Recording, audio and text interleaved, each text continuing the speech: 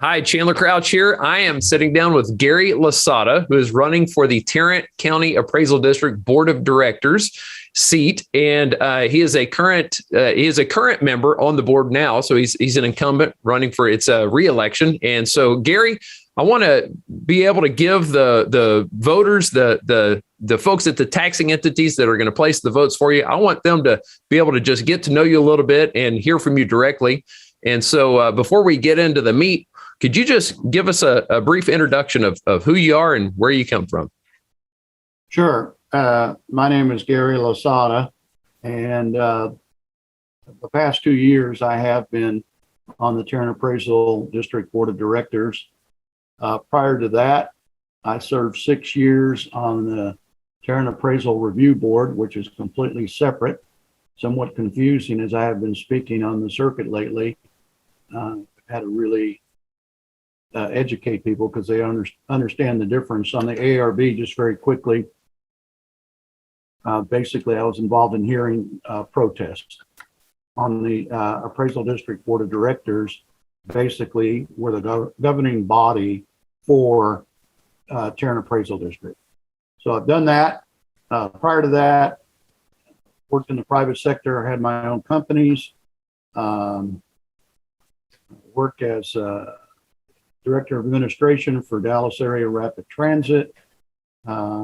Also, prior to that, worked as Director of Human Resources for Kentron LTV. And prior to that, I was assistant to the Superintendent of Schools in California, Santa Rosa, and then also assistant to the City Manager of Palo Alto, California. Did receive my master's in organization administration from Stanford, and undergraduate degree from the University of San Francisco. So that's it in a nutshell. How about that? That's quite a history. I would love to ask more questions about so many of those topics, but I want to be able to just kind of cut right to the chase here and give people an idea of what you see is your role on this board. And so I want to just acknowledge real quick that we may have two different types of people that are going to watch this video. One are taxpayers, and but they don't actually get to place a vote for this election. And so I'd like for you to just speak directly to the people that are elected members at the city council meeting, or at the city council members and the board of trustees, the folks that are actually going to be placing votes for this election. And if you could just speak to them on why you're running and why you're asking for their vote and what you're running on. Okay, why am I running?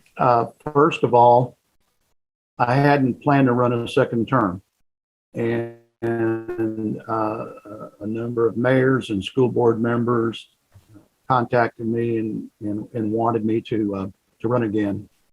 Secondly, influences on the family end, my wife and my children pressed me pretty hard to run again, because they said, you know, in all the years we've known you, you've always been the individual to finish something that you started. So I guess by all of that being said, I don't think I'm finished with what needs to be done at TAD. There have been a lot of changes, good positive changes in the last 2 years, of which I cannot take all the credit for, but I've been involved in quite extensively. What was the second part of your question? Yeah, I threw kind of three questions at you at once there. So why are you running, and what's the platform that you're running on, I guess? Oh, okay. All right. Well, the first part of the platform is clearly I haven't finished what I started out to do. And part of that is some areas that I think that need to be addressed. I believe the board policy manual still needs to be revised and updated. I think the last time it was even looked at was in 2016. So it just needs to be brought into a more current environment for a whole host of reasons, which I probably don't want to get into today, but that directly affects my participation, other board members' participation, and how we interact with the taxing entity. So that's important. Second part is that I still think that the personnel policy manual needs some attention. One of the things that was just that I had just sort of uncovered is that there needs to be some changes in the nepotism policy and the hiring of relatives. I have a list of a long list of people that are related to each other at TAD, and I believe that's a conflict of interest.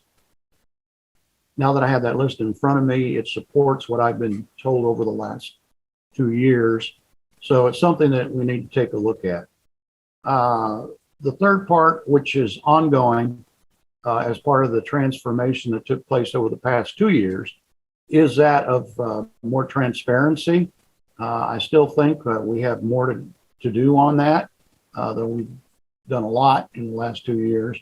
I think that the taxpayer entities, for that matter, the taxpayers, need to know what they're getting from TAD. And I can't tell you, with all the meetings I've been in the last few weeks and those that I've spoken to, keep asking me, what does TAD do? And I go, okay. So the fact that they don't know that, and the fact that they're asking the question and they're getting engaged is something that I think that I need to be involved in. How about that? Very good. Well, and I understand that you've spoken recently at several board meetings and just help the certain cities just put a face with the name. But those are a lot of meetings, and and so it's impossible to go to every single meeting, and so that's the reason why I'm wanted to be able to create this video, is just so that the people at the taxing entities could get to know you a little bit better. Is there anything else that, if you were standing up in front of a city council or school district board of directors or board of trustees, is there anything else that you would like to share? Well, there's a whole lot of things that are related to what's going on in TAD, and issues that I probably don't have any control over, related to the appraisal review board. We're very limited as TAD board members to get involved with the ARB. My feeling there is I feel like I'm a channel. And if something comes up, and obviously it's outside of my ability to deal with because of the restrictions in the state property tax code, then I try to channel that to the chief appraiser. So, there's a lot of those issues that are still out there. Always budget issues, and just what are we doing with our money? Are we good stewards for the taxpayer and the entities? That's always an ongoing thing, and that should be with any board member on any board. So those kind of fiduciary responsibilities are important. Board relations are important. We've been a split board over the last 2 years in most items, but we've still managed to work through a lot of it and get things done. So I think board relations are important, and I need to continue working on improving in those areas. Very good. Well, and you mentioned taxpayer briefly, and this election is unlike most elections where the taxpayer actually doesn't get a vote. And so this video isn't really for the taxpayer, but we all care. Property taxes are among the top of everybody's concern now, because the taxes are just increasing so much. And so I think that there are a lot of people that might watch this video and want to take action, and the only action that a taxpayer might be able to take is to go to their city council member or go to someone on the board of trustees and urge them to vote for you or to vote for a particular candidate. And so, if you were just to speak directly to the taxpayers for a moment on matters that might relate to them. And, is there any message that you would have for a taxpayer directly? Well, I think you hit it on the head. It's important to go to their elected officials if they have concerns. Also, I would think that the average taxpayer is not tuned in to really what happens at the appraisal district board of directors. And it would be remiss on my part if I were to assume that they understood and said, well, give me your input. Because most of them just think about, this is my house, this is my property, this is my tax, and they don't see the broader picture. And I don't mean that critically, I just mean that analytically. So from the taxpayer standpoint, it's a little difficult to get them engaged. Back to your question earlier, as it relates to the taxing entities, that was one of the things that I saw 2 years ago and somewhat see this year, is that there have been most entities that were not engaged and really didn't know what was happening, and all they do is just complain. And I appreciate that. I really do. And I listen carefully. I'm an individual for the entities and for the taxpayer. But, you know, I've said this before, and I don't mean to be harsh, but you can take a horse to water, can't make it drink. But I've taken a lot of horses to water, and a lot of them are drinking now. So that's a good thing. And so from a taxing entity standpoint, I encourage that they carry the concerns of their constituents to me as an individual board member and to other board members, because in fact, my constituents now are the taxing entities. Mm-hmm. Yep. Very good. Well, I appreciate your service. Anybody that's going to stand up and play a role in trying to make your community better and not receive a paycheck for it, just do it out of goodwill, as somebody that's earned my respect. And so I appreciate the work that you've done. And even if we're not, whether we agree or not, it doesn't matter. I appreciate your involvement. And I also appreciate, I know that you've been really making an effort to help bridge that gap to help educate or provide a communication and transparency and education to folks sitting on the city councils and school district board of trustees. And so appreciate all the involvement you've had. And Gary, it's been a pleasure. Is there anything else that you want to talk about before we wrap up? No, just to summarize what I said earlier, I don't feel like my job is done.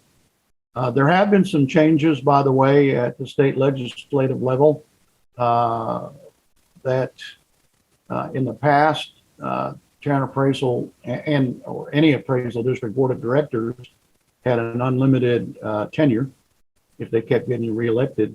The state legislatures come out and said there are now 5 2-year terms. That's the maximum time you can serve. I have no intention of going that distance, whether they had put that into the new law or not. I think it's important. I think individuals that stay on any board too long become stale. They lose track of really what's going on, and they start getting stuck in their own little world. So I don't really plan to go the full 5 terms. That's about all I have to say on that. All right. Terrific. Well, you're going for it this term, and I wish you the best of luck. And Gary, thank you so much for the interview. And that's all I've got. Y'all have a great day.